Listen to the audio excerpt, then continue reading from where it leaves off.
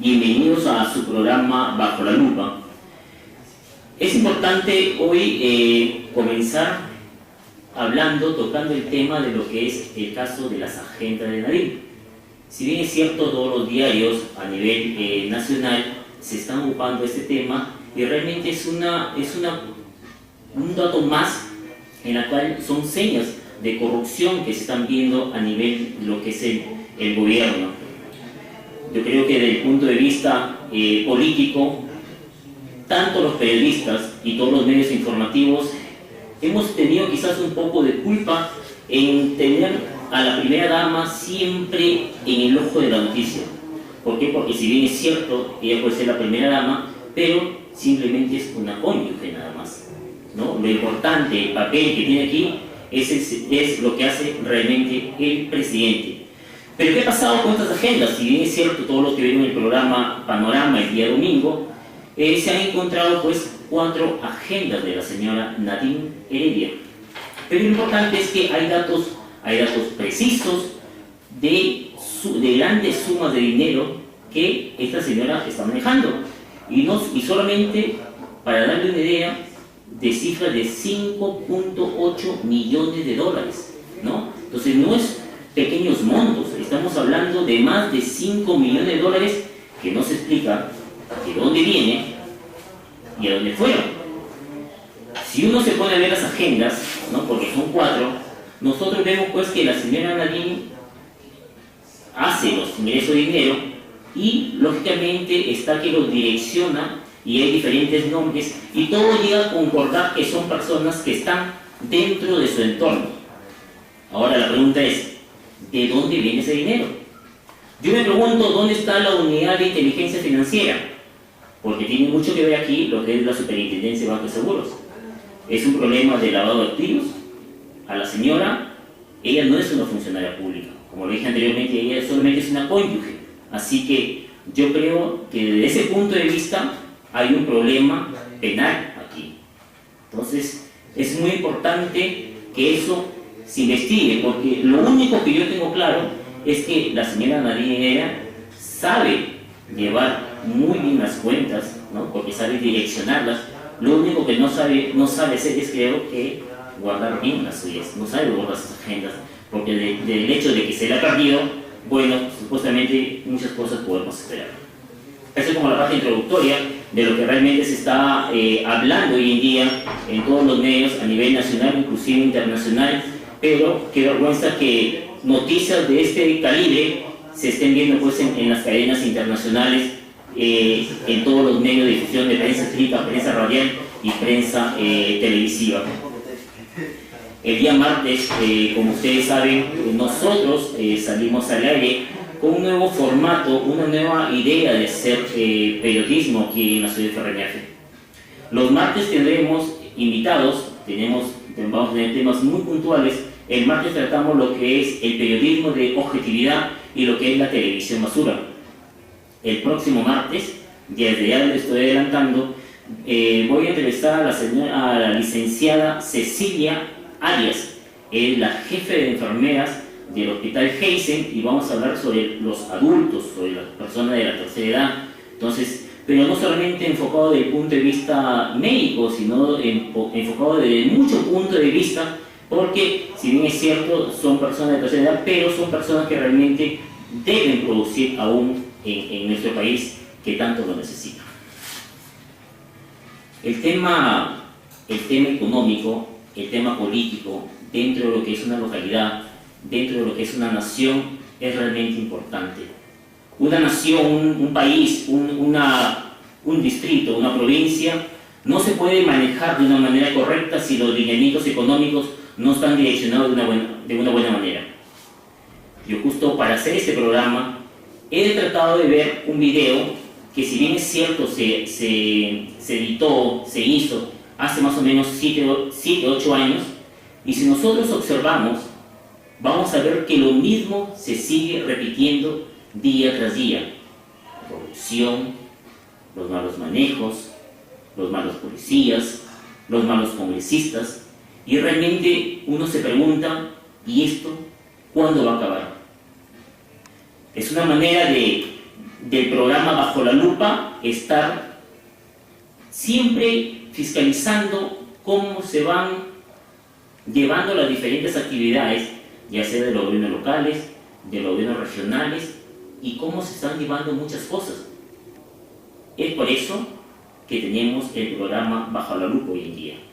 Entonces, Max, el primer video, si lo lanzamos para que las personas puedan ver, les recomiendo que vean este video, es muy importante, y luego conversamos.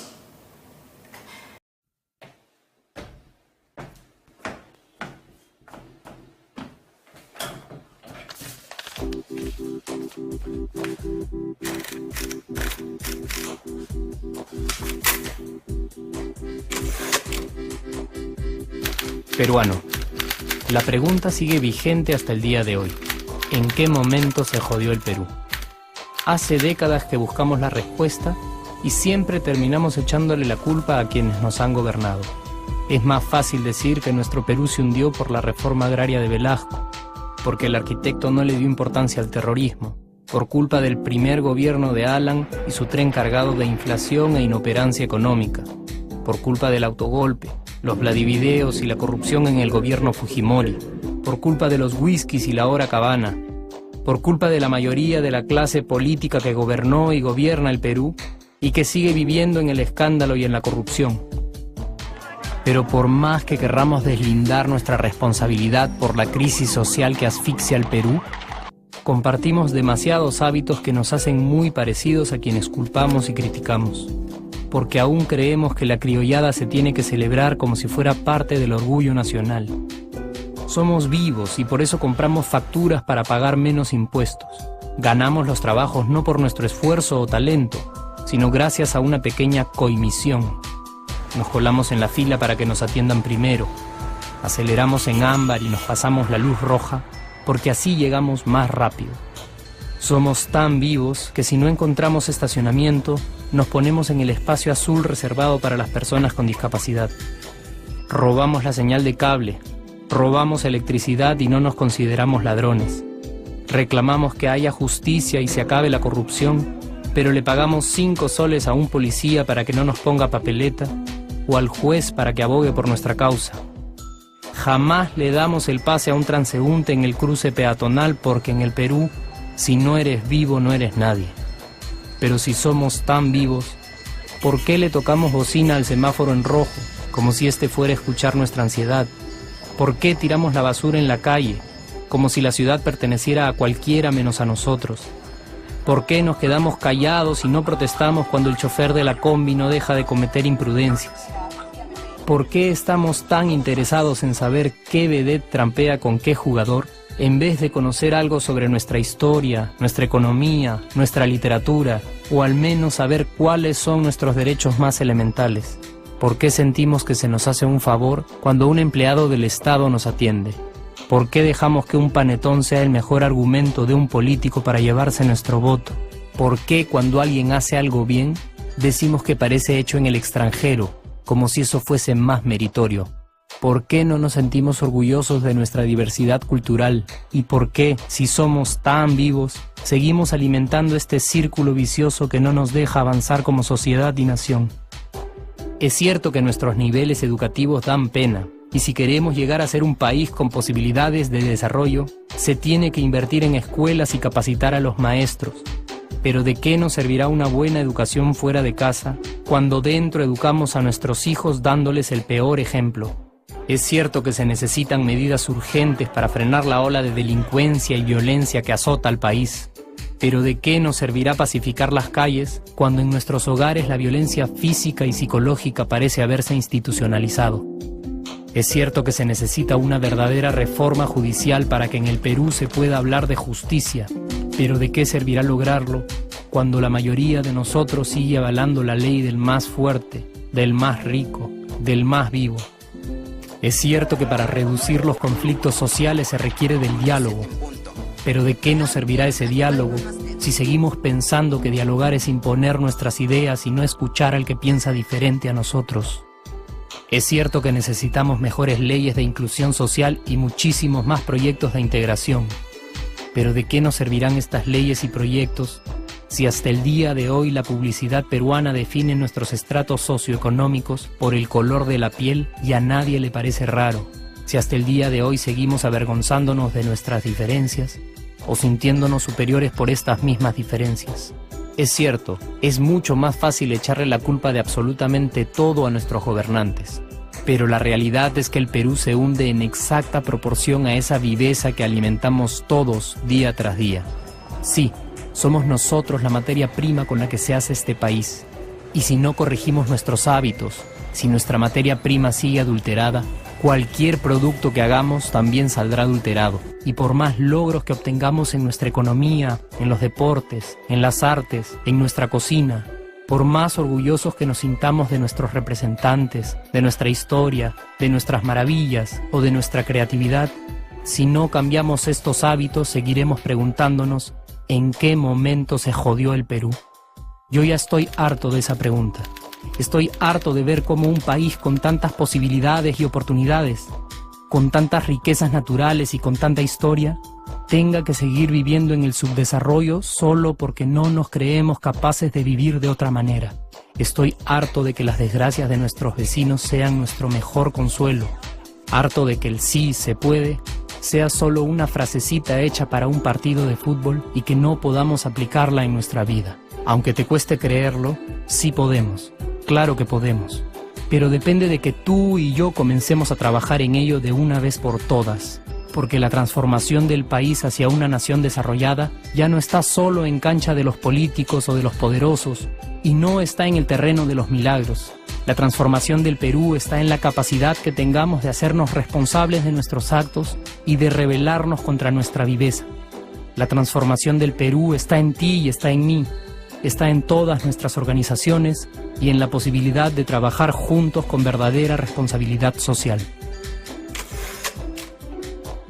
¿Qué pasaría si cambiamos la pregunta? Si, por ejemplo, ahora te pregunto, ¿en qué momento se arregló el Perú? ¿Qué me dirías?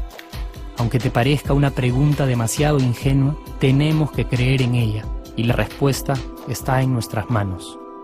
Responsabilidad social todos. La respuesta está en nuestras manos. La respuesta está en cada uno de nosotros. ¿Por qué siempre culpamos a los demás de todas las desgracias que tenemos? ¿Por qué siempre estamos echando la culpa a todo el mundo? ¿Por qué no comenzamos nosotros mismos a cambiar si queremos cambiar ese ferñaje? ¿Por qué no comenzamos a cambiar uno mismo si quiere cambiar el departamento, si quiere cambiar el Perú, si queremos cambiar el mundo? Definitivamente fácil no es, pero debemos comenzar ya a hacer un cambio a nuestra historia. Creo que todo el mundo de nosotros ya está harto de decir ¿en qué momento se jodió el Perú? Es hora de preguntarnos ya. Si bien es cierto, las variables económicas hoy en día nos dicen que vamos por buen camino, pero hay muchos detalles que aún faltan por resolver. Faltan por resolver porque realmente se sigue enquistando la corrupción. Faltan muchas cosas por resolver porque depende cada uno de nosotros que pongamos nuestro granito de arena por cambiar este mundo. ¿Por qué le echamos la culpa a nuestros hijos que hagan bien las cosas si nosotros no lo hacemos de una manera correcta? Creo que hoy es momento que usted, padre de familia, usted, abuelito, ustedes, tíos, sobrinos, reflexionen y se den cuenta en qué están mal y en qué cosas deben mejorar. Yo creo que Ferreñafe no merecemos algo mejor, y tampoco es el hecho de echarle la culpa a todo al señor alcalde, a su cuerpo de regidores, porque si bien es cierto, fuimos nosotros mismos los que votamos por él, y ahora nos lamentamos. Y es lo mismo lo que pasa en Ferreñafe y lo que pasa en el país. Todo el mundo decía que Humala iba a ser la salvación y terminamos viéndonos tantos actos de corrupción, no solamente por el lado de él, sino por el lado de su esposa. Hoy día conversaban y decía, la única persona que hemos conocido correcta de la primera dama es la señora Violeta Correa. Y es cierto, las demás, la esposa de Alan García. Pero hoy en día, nunca en la vida del Perú, en la vida republicana del Perú, hemos visto que una persona la esposa de un presidente, esté envuelta en tantos rollos, en tanta corrupción. Primero eran las tarjetas de la amiga, las compras exorbitantes de tantos miles de dólares, que efectivamente era una cachetada a la pobreza, porque si bien es cierto, una vez me acuerdo que vinieron a Ferreñafe, cómo se paseaban, ¿no? Con su jean, su bolito, sus zapatillas, ¿no? Todos transpirados. En vez de pulseras simplemente tenían una pitita amarrada en la muñeca. Pero ahora, ¿cómo lo vemos? Con sus pulseras de oro, con sus vestidos Carolina Herrera que cuestan más de $6.000. Pues esa es ¿por qué? Porque elegimos mal a nuestros presidentes. Porque nos dejamos engañar que un balón de gas podía costar de 12 a 18 soles, cuando realmente todos que manejamos los términos económicos sabíamos que era una real mentira. Pero nuevamente, por demagogia, nos engañaron nuevamente. Señores, estamos próximos a unas nuevas elecciones presidenciales. Hay muchas opciones que están apareciendo, muchísimas, pero es momento de que nosotros debemos de reflexionar y ver bien qué es lo que mejor nos cae a nosotros como país. No solamente decir, nosotros somos Ferreñafe, pero ¿cómo vamos a hacer lo demás? Si lo demás tiene mucho que ver. Nosotros debemos comenzar, por lo menos dando el ejemplo de haciendo buenas elecciones. No nos dejemos engatusar, no nos dejemos engañar. Hay muchas cosas que se deben decir la verdad de una manera precisa y correcta. Los números no engañan, las tendencias no engañan. Así que, señores, lo que se puede hablar en lo que son tendencias económicas es muy fácil de predecir. Solamente es cuestión de que las personas deben estar informadas. Y es por ello que yo decía, podemos ser un país más democrático cuando las personas sean más educadas. Desde acá, en la tribuna de Bajo la Lupa, yo les digo a todos los candidatos que hoy es momento de pensar en dar lineamientos de política, lineamientos que nos lleven pues a hacer esa transformación que el país necesita. Hoy en día nos damos cuenta pues que el crecimiento económico ya no nos acompaña, no estamos creciendo a 8, 9, 10% como estábamos acostumbrados. Hoy es momento de reforzar todas las instituciones en el país, pero para eso se necesita mucho trabajo, para eso se necesita elegir bien a nuestras prioridades, para eso se necesita gente capaz que esté al mando del gobierno. Eso es lo que se necesita el país. Por eso, en estas próximas elecciones, yo creo que un solo punto que es muy importante es que nosotros debemos enfocarnos bien quién va a ser el candidato presidencial de que se va a preocupar más por educación. Yo creo que el candidato que lance la idea, un lineamiento político sustentado, que no solamente va a dar el 3.5% del PIB de educación, sino que ofrezca el 6 o 7%, es una persona o es un candidato como para tenerlo en cuenta. Es un candidato que quizás quiere hacer ese cambio, que quizás Humala lo pudo hacer, pero simplemente nos dimos cuenta que Humala no tenía gente dentro de su equipo, y por eso que estamos como estamos. Si ustedes hacen la comparación, Humala y muchos de los gobiernos regionales y locales no crecen. ¿Por qué? Porque no tienen gente. No se desarrollan. ¿Por qué? Porque no tienen ideas. No se desarrollan. ¿Por qué? Porque faltan proyectos. Hoy en día los políticos piensan que abriendo zanjas, haciendo pistas y veredas es un buen político. Qué gran error. Porque el político es el que te comienza a reactivar la economía hacia una economía productiva, ¿no? Eso es lo que deben ser las autoridades a nivel nacional. ¿Hay medios? Sí hay medios. La idea es comenzar a saber dónde están. Ferreñafe es muy rico en lo que es su serranía. Deberían hacer proyectos por allá. Deberían ser los proyectos que una todo lo que es Ferreñafe con su serranía, sacar los productos de la sierra y comenzar a lo que es la exportación. Eso se debería hacer. ¿Lo hacen? No lo hacen. Se tienen que hacer los proyectos de carreteras. ¿Hay planteamientos? No hay planteamientos. ¿Hay algún proyecto que eso? No lo hay. ¿Por qué estamos como estamos? Ustedes tienen la respuesta. Es así como se ha conducido en los últimos años Ferreñafe. Es así como se ha conducido muchas ciudades del Perú. ¿Quieres que sigamos así? ¿Quieres tener un nuevo presidente que quizás nos puedan engañar? Tenemos candidatos que de repente tienen muy buen léxico, ¿no? Muy buena oratoria, pero no nos dejemos engañar. Es muy fácil decir palabras bonitas sin engañar a la población. Las cosas es el sustento, las cosas es el equipo, las cosas es qué planteamientos a largo plazo podemos hacer, porque es muy fácil ser un gerente bombero, es decir, los problemas que tenemos hoy apagas como un bombero, pero ¿qué política tienes para el largo plazo? Ninguna. Pues estamos mal. Así como estamos, definitivamente no vamos a llegar a ningún puerto. Nos vamos a ir a una pausa comercial y regresamos con lo que estamos el tema también hablando hoy día, qué es lo que está pasando con el tipo de cambio, qué es lo que pasa con el dólar, por qué se está dando eso, todo eso repercute por lo que es la economía mundial. Entonces nos vamos a la pausa y regresamos aquí en Bajo la Lupa.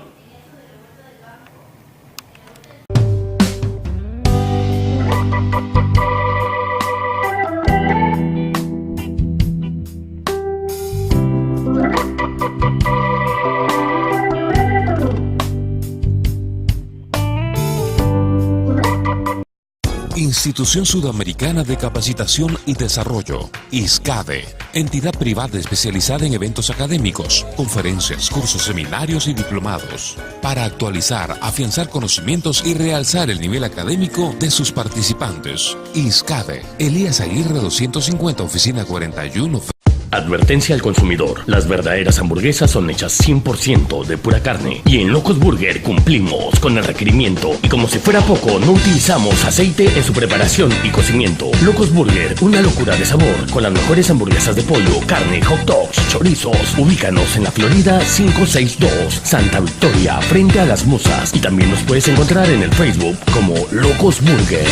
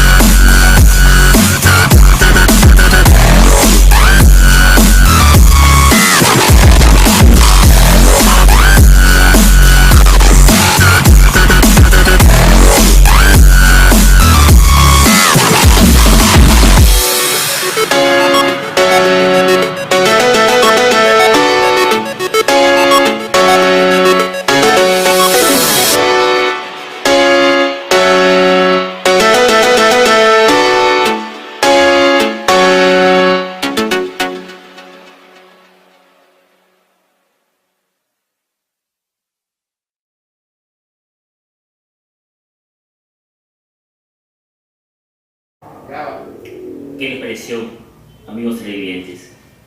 Y realmente uno ve las cifras y se queda admirado de la cantidad de patrimonio que pueden hacer estas personas, 2.000, 3.000 millones, pero quizás nosotros nos hemos quedado asombrados, pero para que ustedes se hagan una idea, la revista Forbes todos los años hace un ranking, ¿no?, de los millonarios a nivel mundial. Actualmente en el año 2015 son alrededor de 1.865 los que figuran en el ranking mundial, es decir, se considera una persona millonaria cuando tiene más de 1.000 millones de dólares. Pasa de los 1.000 millones, estás en el ranking de los millonarios. Si bien es cierto, en el Perú están bordeando los 2.000, 3.000 millones de dólares, más o menos el peruano mejor rankeado está en el puesto 750, 800 más o menos, porque el primer lugar lo tiene Bill Gates, que tiene un patrimonio de 79.856 millones de dólares. 79.856 millones de dólares, puesto número 1. Y los peruanos, pues, que están por 2.000, 3.000, están por puesto, pues, 700, 800. Hoy en día, justo un amigo me pregunta, ¿y Dionisio Romero, el dueño del Banco de Crédito, el dueño de Alicor, que quizás es la empresa un poco más representativa del Perú, pero Dionisio Romero aún no figura en el ranking, ¿no? Entonces, tiene mucho dinero, pero no figura todavía en el ranking de la revista Forbes. Eso es lo que hoy en día se está viendo, ¿no? Entonces, para que ustedes tengan una idea, si sumamos los miles de millones de dólares de todos los multimillonarios en el país, más o menos en el mundo, tendríamos 7.5 billones de dólares si sumamos, pues, la fortuna de cada uno de ellos. Y es medio paradójico, ¿no? Porque uno dice 7.5 billones y tanta hambruna en África, tanta hambruna, tanta miseria, tanta pobreza en muchos países de Latinoamérica, tanto en Perú, tanto en Brasil, en las favelas, tanta pobreza, y hay tanta gente que realmente está en los extremos, ¿no? Vivimos en polos realmente muy distantes, personas con una alta capacidad de consumo, con una alta capacidad de dinero, y otros que realmente a veces hay días que de repente no tienen ni siquiera que comer. Las personas que han estado viendo ese enlace dirán, oye, pero yo desde que me levanto consumo, ¿no? Consumen leche Gloria, consumen Nescafé, hay muchas gentes que se dedican a lo que es vender sus productos Yambal, se amanecen y caminan y venden, ganan dinero, es verdad, pero hay un dueño, pues, que lo hace millonario cada día. Cada venta que usted hace va a las arcas de estas personas y realmente, pues, su patrimonio sigue aumentando, ¿no? Por el trabajo de muchas personas que se dan a nivel de todo el país. Esta nota es importante y por eso que les estoy pasando. La idea que quiero que ustedes sigan es que le estoy hablando hoy en día, jueves, el contexto económico, cómo se está llevando hoy en día la economía del Perú. Pero nosotros no podemos hablar del Perú como un país aislado. Nosotros vivimos en una economía globalizada, quiere decir que lo que pase en un país repercute en muchos países. Eso significa estar en un país globalizado. Un país globalizado significa que es un país que tiene que ser competitivo. Un país globalizado significa que si un país no produce bien, a menos costos y un buen producto, simplemente es un país que su producción no va a tener cabida en el mercado. Y eso es lo que se está viendo hoy en día. Las economías hoy en día, muchas economías, comenzando de lo que es China, de lo que es Grecia, de lo que es Estados Unidos, han comenzado a tener un decrecimiento de la economía. ¿Qué quiere decir? Les explico porque muchas veces se leen los diarios y muchas personas de repente no entienden muy bien los términos económicos, y yo quisiera quizás explicarles de una manera muy fácil, que la economía sea algo muy fácil, y cada vez que ustedes lean un periódico y vean algunas cifras, sepan entender por dónde viene el asunto. Cuando hablamos del decrecimiento de la economía o hablamos del enfriamiento de la economía, quiere decir que la economía no está produciendo los niveles que por lo general estamos acostumbrados. Como decía hace unos minutos, el Perú estuvo acostumbrado a crecer en la década pasada a cifras que estaban, inclusive hemos llegado hasta los 2 dígitos. Después hemos estado en 7, hemos estado en 6, 5 y actualmente pues ojalá que lleguemos al 3%. Todos los analistas posiblemente dicen que lleguemos al 2.8, 3%. Ahí estamos en ese rango. Pero la gran preocupación hoy en día es, de lo que se está viendo, es que estamos ya con un poco de inflación. Si bien es cierto, acá hay 2 instituciones muy importantes en las que nosotros debemos enfocarnos bien y saber cuál es la tendencia en lo que es la parte económica de un país. Por un lado tenemos lo que es el BCR y por un lado tenemos lo que es el MEF, el Ministerio de Economía y Finanzas. El encargado de ver la política cambiaria, ¿no?, y la política monetaria es el Banco Central de Reserva. Es decir, actualmente que hay mucha fluctuación del tipo de cambio, es decir, hay mucha variación del tipo de cambio. Hoy en día vemos que el tipo de cambio del dólar se está encareciendo. ¿Quién debe intervenir ahí? Es el Banco Central de Reserva, porque ese es el organismo que es el responsable de lo que es el manejo económico en la parte monetaria del país. Y por un lado lo que es el MEF, quiere decir que es lo que es la política fiscal, es decir, cuánto tenemos de ingresos y cuánto debo gastar, es decir, para que haya un equilibrio fiscal. Habiendo un equilibrio fiscal y un equilibrio económico, podemos hablar de una economía saludable. Pero ustedes se preguntarán, ¿y por qué el Perú hace unos años crecía de una manera exorbitante? Todo el mundo decía, es un milagro lo que pasa con la economía peruana.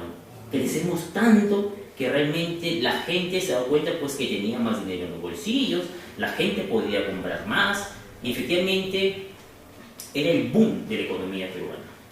Pero ojo, no era un boom simplemente porque por el lado peruano hemos estado llevando bien los indicadores económicos. Mucho de lo que es la economía hoy en día nos damos cuenta que ha sido por factores externos. El Perú pues ocupa los primeros rankings a nivel mundial en lo que es producción de cobre, de oro, de zinc, de plata, los commodities, que comúnmente le llamamos, y eso es un término que mayormente siempre se lee en los diarios. Se dice, hay caída de los commodities hoy en día, o subieron los commodities a nivel mundial en la bolsa de valores. ¿Qué significan los commodities? Quiere decir que los precios de los metales, del cobre, del oro, del zinc, la plata, ha subido o ha bajado. Entonces, cuando ustedes escuchen o lean de los commodities, quiere decir que están hablando de los precios de los metales preciosos a nivel mundial. Como sabemos que China ha comenzado a devaluar su moneda porque China se ha visto un momento de que su economía ha llegado a un tope en la que ya no está produciendo como produce antes. Al ser China un país que mucho producía, significaba que necesitaba mucha materia para producir esos productos. ¿Cuál era la materia prima que China necesitaba? Pues mayormente lo que es el cobre, lo que es el zinc. Como China necesitaba en grandes cantidades estos minerales, ¿qué pasaba? Al haber demasiada demanda, hacían que los precios subieran. Como el Perú es productor en los primeros 3 lugares a nivel mundial de estos productos, quiere decir que el Perú vendía mucho y entraba lógicamente más dinero. Por eso que eso es una de las partes que vemos que el Perú hace una década crecía enormemente. Crecíamos pues a tasas de 9-10%. ¿Por qué no crecemos ahora? Porque China pues no está creciendo, no está produciendo como producía hace 9-10 años. Así de simple y sencilla es la respuesta. Hoy en día mucho se habla de lo que es, la fluctuación de lo que es el dólar. Hace unos 2 o 3 días me preguntaban, oye, ¿y el dólar que está ahorita en 3.25, a cuánto se irá? ¿no? ¿Llegará a 4? No. ¿Llegará a 3.8? No. ¿Debo comprar dólares ahorita? Yo sé que hay mucha gente que ahorita, en estos momentos, tiene quizás plata guardada en soles y otros tienen plata guardada en dólares. ¿Qué es lo que está pasando hoy en día? Cuando se explica en términos económicos es muy difícil que las personas puedan entender, pero les explico algo muy sencillo. Por ejemplo, aquí en Ferreñafe, hasta hace unos cuantos semanas, vimos que el limón estaba muy caro. Íbamos al mercado y todo el mundo decía, el limón está caro. ¿Por qué estaba caro el limón? Porque se había escaseado. Entonces, quiere decir que la escasez de un producto origina que el precio aumente. En este caso del limón, se escaseaba el limón y al no haber limón, el poco limón que había, se subía el precio. Esa es la lógica. Así como se da en los limones, ¿no? Para que ustedes tengan una idea, igual se da en los dólares. ¿Qué pasa en un país cuando hay pocos dólares? Cuando hay pocos dólares, comienza a subir el dólar, el tipo de cambio, es decir, el dólar se vuelve más caro. Y uno me dice, ¿pero por qué? ¿Qué pasó? Pasó porque en estos momentos, en Estados Unidos, es muy probable que en septiembre la Reserva Federal de Estados Unidos aumente su tasa de referencia. ¿Qué quiere decir? Que si yo soy un inversionista y tengo dinero en el Perú, ¿no? A una tasa X, bueno, en el Perú la tasa referencial es a 3.25, pero ya hay la expectativa de que si Estados Unidos aumenta su tasa de interés, lo más probable es que yo saque mi dinero del Perú y lo traiga a Estados Unidos. Eso es lo que está pasando. A muchos se le llaman capitales golondrinos. Los capitales golondrinos son capitalistas que vienen, compran acciones y al mejor postor la vuelven a vender un día tras otro. Esos son los famosos capitales golondrinos que de un día a otro día te puede hacer variar mucho lo que es la bolsa de valores de un país y por consiguiente te hace cambiar el tipo de cambio de un país. Entonces, estos capitalistas han estado sacando los dólares del país, el dólar subía, el Banco Central de Reserva intervenía porque se escaseaban los dólares, el dólar comienza a subir y sale el Banco Central de Reserva a entregar dólares al mercado cambiario. ¿Por qué? Como les explicaban los limones, se escaseaban los limones, ahora hay más limones, se compensa y nuevamente el precio comienza a tomar el lugar que debería tener. Lo mismo está pasando hoy en día con lo que es la economía peruana, lo que está pasando con el tipo de cambio. Se escasean los dólares porque los inversionistas piensan o tienen la idea de que su dinero va a estar colocado mejor en otro lugar y lógicamente tú como inversionista ¿qué dices? ¿Me quedo en el Perú ganando menos? ¿O me voy de repente a Estados Unidos? ¿O me voy a México? ¿O me voy a Tailandia? ¿No? Que me van a dar más tasa de interés. Lógicamente los inversionistas están viendo esto, están estudiando todo y donde mejor esté la tasa de interés, allá me voy. Es lo lógico. Ahora, si hablamos de lo que es el dólar y hablamos de lo que son los importadores y los exportadores, ¿no? Acá ya en Ferreñafe se está exportando mucho lo que es la palta Hass, ¿no? ¿Qué le conviene más a un importador? ¿Que esté el dólar bajo o el dólar alto? Para que ustedes tengan una idea.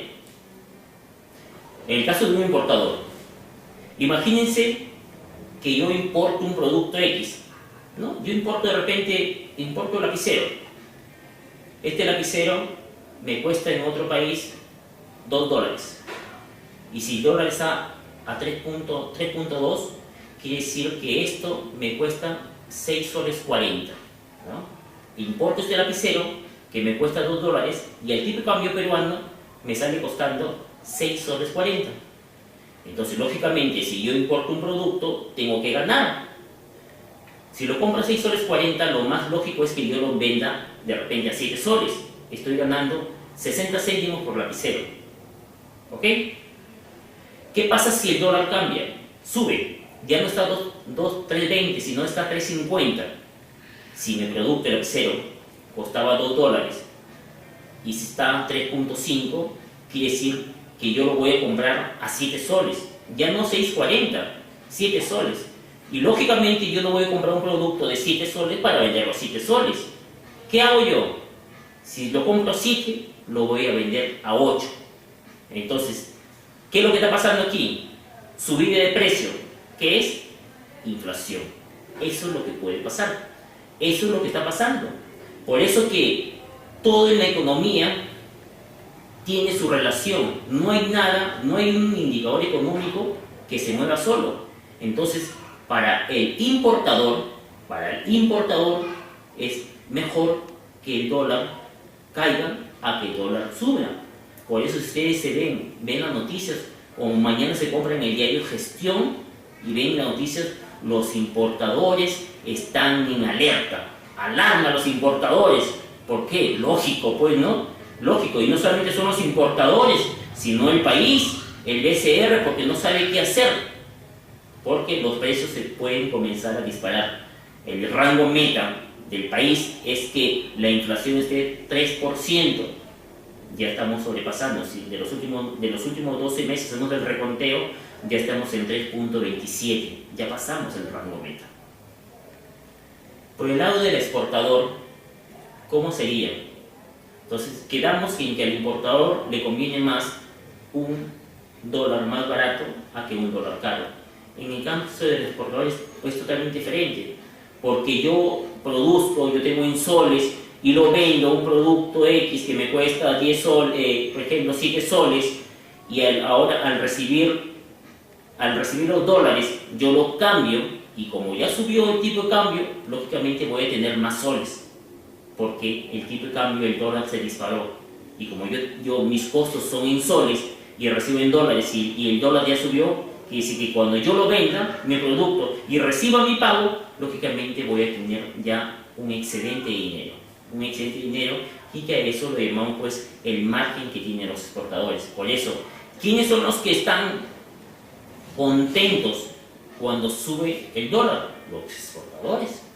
Los exportadores son los empresarios de que cuando aumenta el tipo de cambio, lógicamente ellos están también muy contentos, salvo algunas excepciones de que hay muchas empresas que para producir un determinado producto utiliza insumos en dólares. Entonces ahí como que el panorama cambia un poquito nada más, pero definitivamente la subida del dólar le conviene más a los exportadores, y a los importadores pues les conviene lo que es que el dólar esté más barato. En los últimos meses pues hemos visto que la devaluación de los soles ha sido alrededor del 12%. Chile ha tenido una devaluación del 14%, México ha tenido una devaluación alrededor del 23%. Entonces, para que ustedes se hagan una idea, que tampoco es todo malo lo que pasa en el país. Nosotros aquí en el país tenemos realmente muy buenos técnicos dentro de lo que es el Banco Central de Reserva, y yo creo que para mí los mejores técnicos del Perú están en el BCR. Por eso que quizás la economía de nuestro país lo estamos manejando de una manera muy adecuada, y yo creo que muy bien en comparación de muchos países latinoamericanos. Tenemos muchas reservas internacionales netas, y es por eso que el BCR sale a comprar dólares, porque tiene reservas. Es como una persona es muy diferente una persona con ahorros que sin ahorros, ¿no? Imagínense que ante un shock externo, ¿no? Se te enfermó un familiar y pues cómo poder acarrear esos gastos. ¿Por qué? Porque tienen tus ahorros. El ahorro para un país son las reservas internacionales netas. Y el Perú realmente tiene muchas reservas internacionales. Estamos bordeando alrededor de 78.000 millones de dólares. Entonces, el Perú tiene cómo solventar cualquier shock externo que se pueda dar a nivel internacional, y eso es lo que realmente se está reflejando hoy en día. Muchos analistas internacionales están pidiendo que se debería ya aumentar la tasa de interés. Esto es lo que le están diciendo ya el señor Julio Velarde, el presidente del BCR. Muchos analistas han salido hoy día a hablar. Si ustedes entran a la página entran a los diarios de gestión, el comercio, a la página de lo que es portafolios, a Semana Económica, ustedes se han dando cuenta que los analistas están diciendo al señor del BCR, oye, es momento de subir la tasa de interés, hoy es momento. Pero si me piden mi opinión, mi humilde opinión, yo creo que debemos esperar todavía un momento. ¿Por qué? Porque todo da muchos indicios que se va a subir la tasa de interés en Estados Unidos. Entonces, yo prefiero tomar una decisión después de que sepa en qué tanto porcentual va a subir Estados Unidos su tasa de interés. Porque si yo subo mi tasa de interés referencial y realmente hay muchas diferencias con lo que es la Reserva Federal de Estados Unidos, lógicamente los capitales peruanos se van a ir, pero todos, en mancha, se van todos a Estados Unidos y sacan todos los dólares del país. Y como le dije hace un momento, ¿qué pasa si salen todos los dólares del país? ¿No? Tenemos realmente que el tipo de cambio se va a disparar. Ahora, conociéndolo al señor Julio Velarde, su modo de trabajar, conociéndolo a Alonso Segura, que es el actual ministro de Economía, y realmente es una persona muy capaz, yo creo que son personas que no van a dejar variar mucho lo que es la tendencia del tipo de cambio, porque saben que a la larga esto puede ser muy catastrófico para el país. Entonces, no se olviden, amigos, lo que es inflación, lo que es tipo de cambio, lo que son las devaluaciones. Esto es lo que está viviendo no solamente en el Perú, se está viviendo a nivel mundial, y eso es lo que nosotros los ferreñafanos debemos conocer, porque muchas veces leemos y dicen por qué sube, por qué baja, y realmente no tenemos el conocimiento certero. Entonces es muy importante. La economía no es una cosa tan difícil, la economía es muy fácil si que realmente se explica de una manera así muy fácil y muy entendible. Todo lo que se da en una economía familiar se da en economía local, se da en economía internacional y así se da en una economía globalizada. Entonces todo es muy fácil, todo es muy sencillo. Lo importante es saber manejar. Y antes que culmine el programa, es muy importante, bueno, me han dado ese libro, me han obsequiado ese libro, la juez Matilde Mesones Montaño, de que en este momento se está presentando en Chiclayo el libro Cantos de Mar y Tierra. Es una obra completa de Álvaro Mesones Piedra, ¿no? Y que lo pueden conseguir ustedes ellos en la Asociación Provincial de Poetas de Ferreñafe.